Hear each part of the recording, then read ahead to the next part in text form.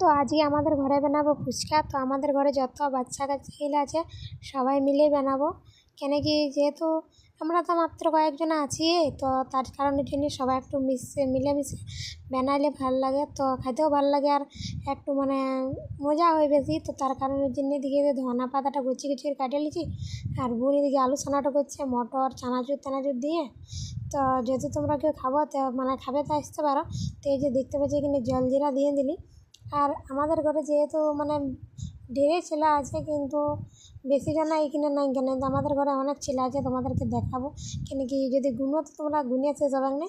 তো এই যে দেখতে পাচ্ছি ফুচকা একটাগুলো হয়েছে, আর আলু অতনাগুলো আর জল হইতে ধনিয়া পাতা দিয়ে একদম ভালো করে করেছি। তো হয়ে যাওয়ার পর এরপর আমরা ছাদ যাবো, আর ছাদে যাই খাবো। তো তোমাদেরকে তাও একটু ভিতরেও খাই দেখা নিচ্ছি। একজনে খাইলে সবাই খাওয়া যায়। আর এই যে দেখতে পাচ্ছি লাইন লাইন আসছি। তো কেমন লাগলো তোমরা সবাই জানাবে। আর ভিডিওটা কিন্তু বেশ অনেক দিন আগেরই ওঠে, তো গ্যালারি ঘাঁটতে ঘাঁটতে আজকে হঠাৎ পারি, তো বললি যে তোমাদের সাথে শেয়ার করে দিই। তো এই যে দেখতে পাচ্ছ আমার আগে গেল ভাই, তারপরে আমি, তারপরে বোন, তারপরে আমার ভাই।